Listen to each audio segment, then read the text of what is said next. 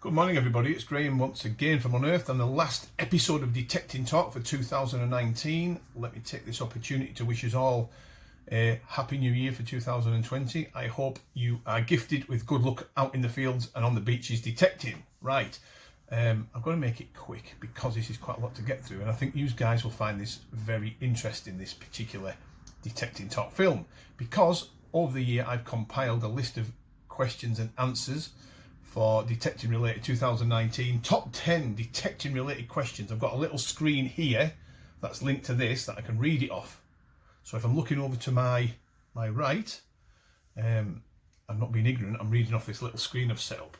I need more I need better technology, to be fair. I'm just messing about with this equipment at the moment, but anyway, we've got what we've got and we are where we are.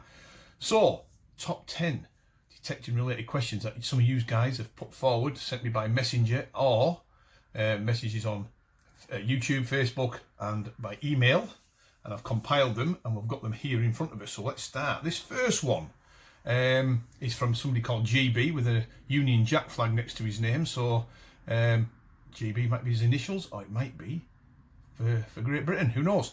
Anyway, he's asked the question, multi-frequency or single frequency? What is the best? Oof.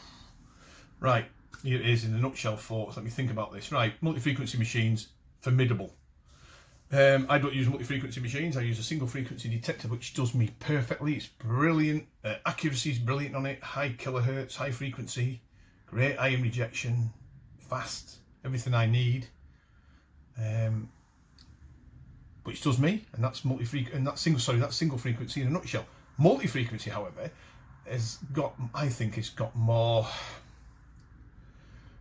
it's more of an all-terrain platform. Some of these metal detectors that have multi-frequency technology in them are very good on land, they're very good on the beaches, they're very good on the wet sand. So it opens up a whole new realm of detecting for a lot of people, where some of the single frequency machines, or most of the single frequency machines to be fair, you're pretty much boxed off with them. Pretty poor performance on the wet sand and in amongst the iron for some of them.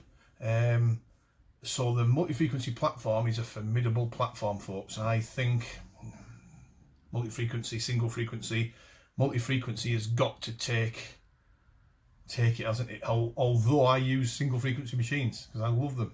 I love the accuracy and the quickness and the speed and everything else. So there's a place for both, but as an all-terrain machine, the multi-frequency, I should say, this multi-frequency platform takes some beating. So I hope that answers it. Difficult, isn't it?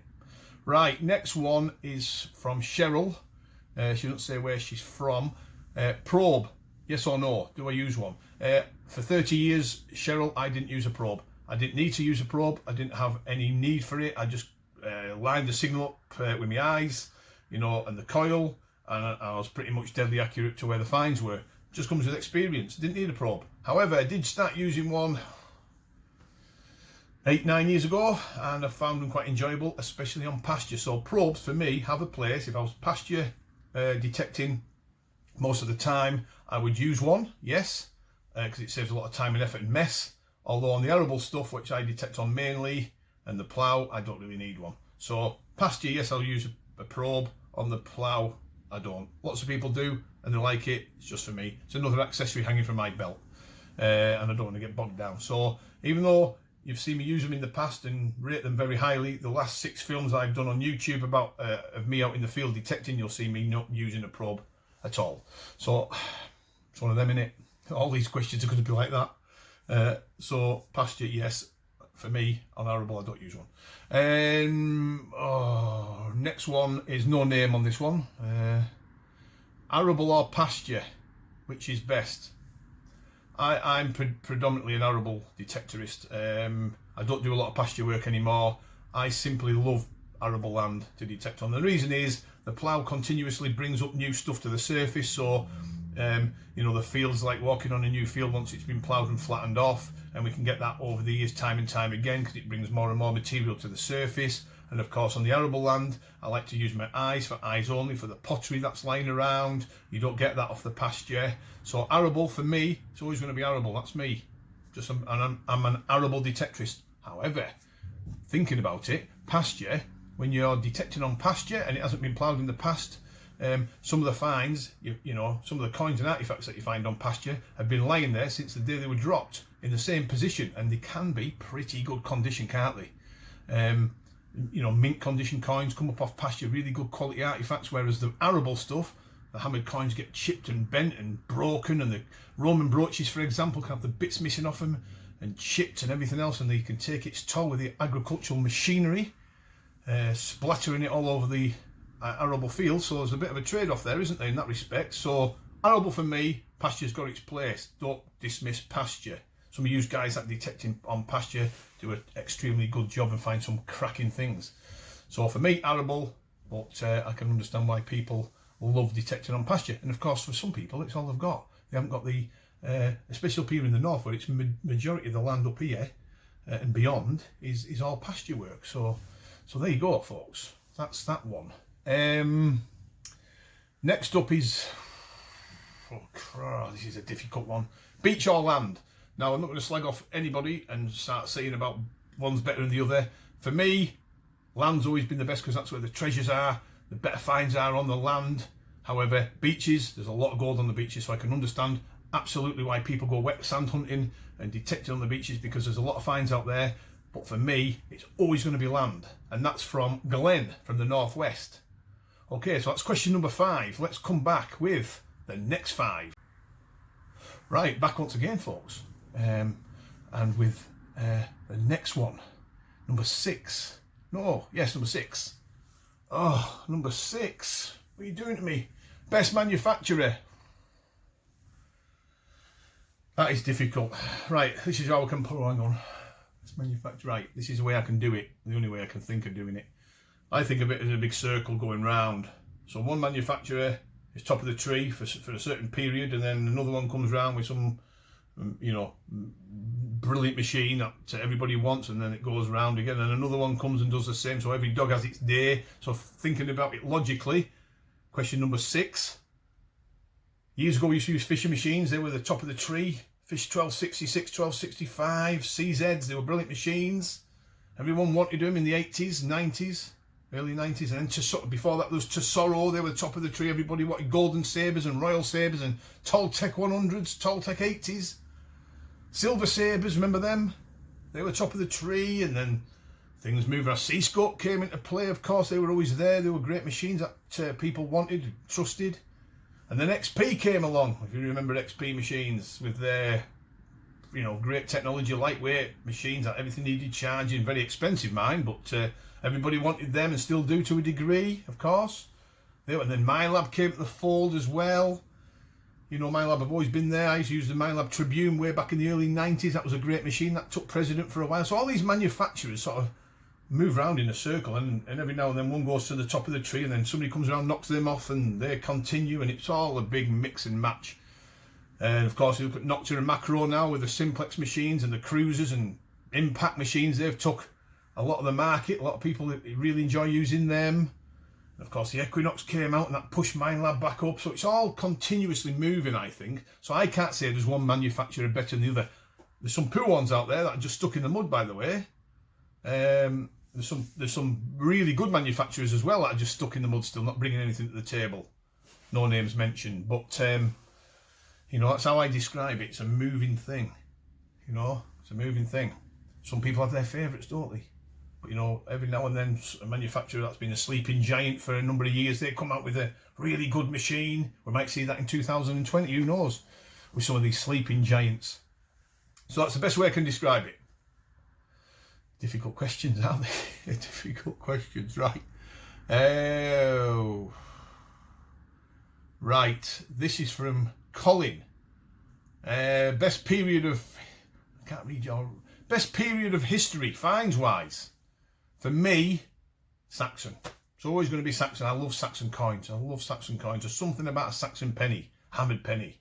Late Saxon coins, fantastic. I love skeets, don't get me wrong. I love Roman coins and medieval hammered and everything else, and Roman and Celtic coins. But for me, something about the artifacts from the Saxon period and the coinage from the Saxon period that sets it apart. Some of you guys love the Celtic stuff. I love the Celtic coins and artifacts. Don't find enough of them, of course. But the Saxon period for me is the one. So I hope that answers that one. Right. Let's have a look. Question number 7. Coins or artifacts? For me, I'm a coin man. Loads of people out there love the artifacts. They love the heraldic pendants, the Roman brooches, and the other artifacts that go on, you know. For me, I've always been a coin man. I love the Celtic coins, like I said before. I love the Saxon pennies. I love the medieval gold hammered if I'm lucky enough to find them. I love the groats. I just love the coinage. So coins, for me, I'm a coin man. I love the coins. But I don't dismiss the artifacts because I found some terrific ones. You know, you think of the Bronze Age spears and things that come up and everything else are fantastic. But for me, personally, it's going to be coins. Right, next one up, folks. Stubble or rough plough? Stubble or rough plough? John, do you detect on stubble? Would you rather detect on stubble or rough plough?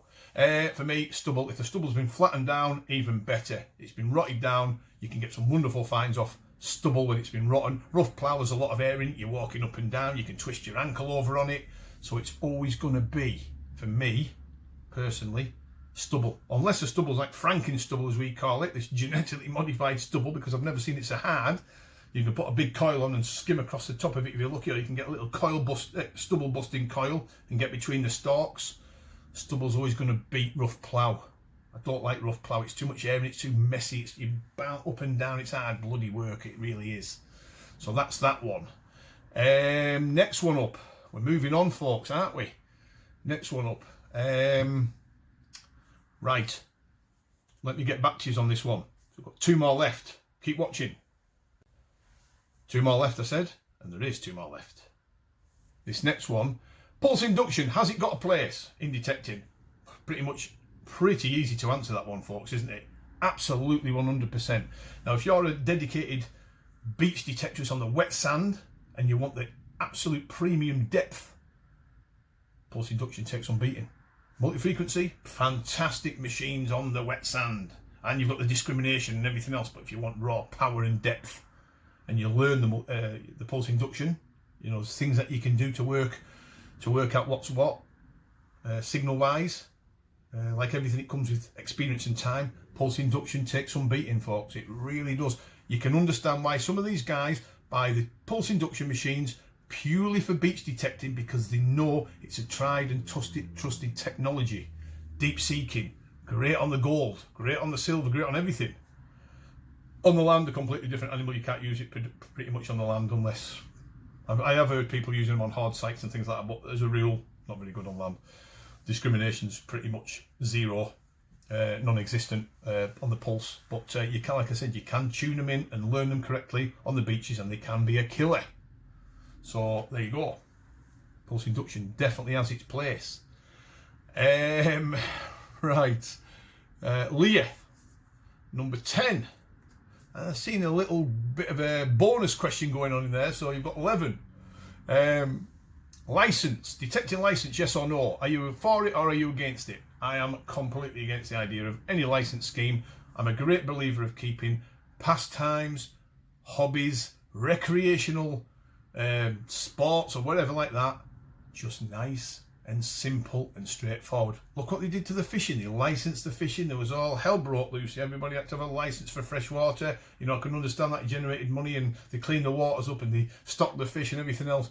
Detecting wise, I don't think the detecting world needs a license. I really don't. Let people just enjoy the hobby, for God's sake, rather than slapping licenses on them for everything. We've got licenses coming out of our ears, for God's sake. So for me personally, no. Some of you guys might disagree with my my answer, and I can understand that. But for me, a license just wouldn't work. It just wouldn't work. It wouldn't work. How much would you charge people? It's already expensive detecting as a hobby. Stop piling it on. No, definitely not. No license. Right, Melanie has sneaked a question in here. Number 11. Question number 11. Is it true you like Boney M?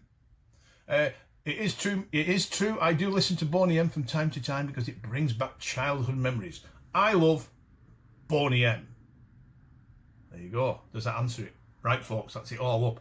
Now, I have got quite a lot of other questions and answers waiting for 2020. That's just a little, that's the first 10 I've picked out. So I'm hoping to do another one of these sometime in the future, maybe middle of 2020, who knows, we can compile another 10 or more. I hope you found it useful, and of course, give me some of your feedback. Some of my answers might have been completely different to what you guys think. We don't take offence here at Unearthed. As long as you're not inflammatory and swear and cause havoc, say what you like. Feel free to leave a comment, or 3, or 2, or 1. That's what it's all about. And let me take this opportunity once again to wish us all the best for 2020. And I will see you very soon. Just before we go, the next Unearthed dig 2020 will be penciled in for the 19th of January. So you guys that are on the dig page and my customers that buy the machines and everything else that goes along with it and get the invite, 2020's dig will be the 19th of January, penciled in for. So keep an eye out for it. Right, all the best. Keep watching in the future and have a great weekend. All the best. Bye for now.